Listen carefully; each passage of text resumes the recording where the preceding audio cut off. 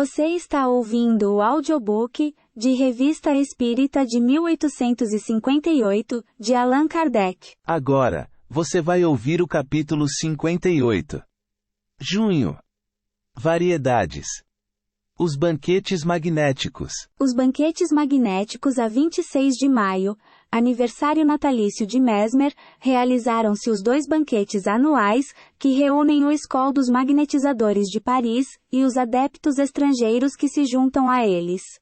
Sempre temos perguntado por que motivo essa solenidade comemorativa é celebrada em 2 banquetes rivais, onde cada grupo bebe a saúde do outro, e onde, sem resultado, ergue-se um brinde à união. Naquele momento, tem-se a impressão de que estão prestes a se entenderem.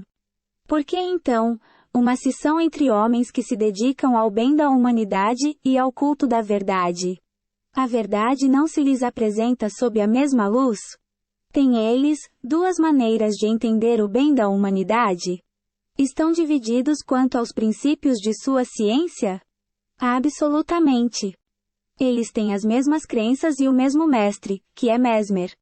Se esse mestre, cuja memória invocam, atende a seu apelo, como cremos, deve sofrer ao ver a desunião dos discípulos.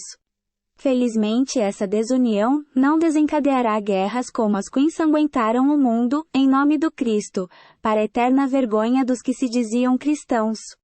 Entretanto, por mais inofensiva que seja, essa guerra não é menos lamentável, embora se limite aos golpes de pena e ao fato de beber cada um no seu canto. Gostaríamos de ver os homens de bem unidos, por um mesmo sentimento de confraternização.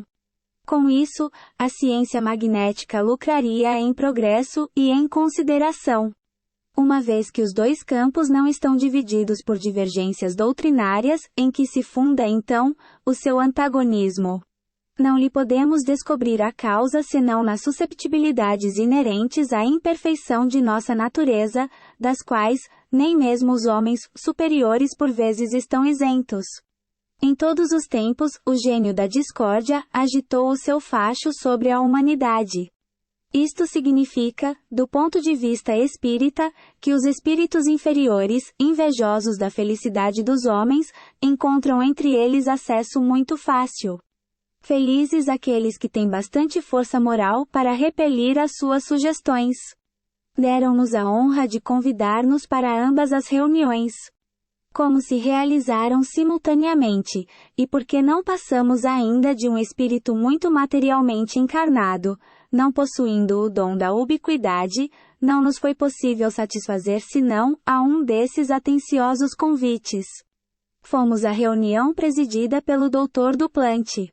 É preciso dizer que ali, os partidários do espiritismo não constituem maioria.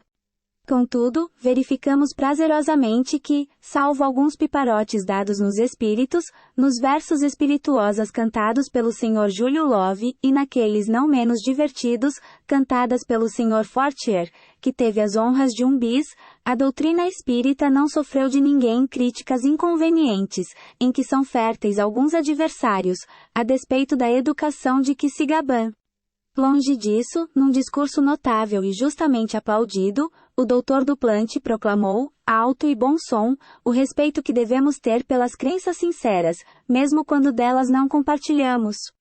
Sem pronunciar-se pró ou contra o espiritismo, ele fez sabiamente observar que os fenômenos do magnetismo, revelando-nos um poder até então desconhecido, devem tornar-nos ainda mais circunspectos em relação aos que ainda se podem revelar, e que, pelo menos, seria imprudência negar os que não compreendemos ou não chegamos a constatar, principalmente quando se apoiam na autoridade de homens honrados, cujas luzes e cuja lealdade não poderiam ser postas em dúvida. São palavras sensatas que agradecemos ao Sr. Duplante. Elas contrastam singularmente com as de certos adeptos do magnetismo, que inconsideradamente lançam o ridículo sobre uma doutrina que confessam desconhecer, esquecidos de que outrora também eles foram alvo dos sarcasmos. Que também eles foram enviados aos hospícios, e atacados pelos sépticos, como inimigos do bom senso e da religião. Hoje, que o magnetismo se reabilitou pela força das circunstâncias. Que dele não mais riem. que podemos sem susto confessar nos magnetizadores, é pouco digno e pouco caritativo usarem dessas represálias contra uma ciência irmã, que só lhes pode dar um benéfico apoio. Nós não atacamos os homens, dizem eles. Apenas rimos daquilo que parece ridículo, enquanto esperamos que a luz se faça para nós. Em nossa opinião, a ciência magnética que professamos há 35 anos, deveria ser inseparável da seriedade.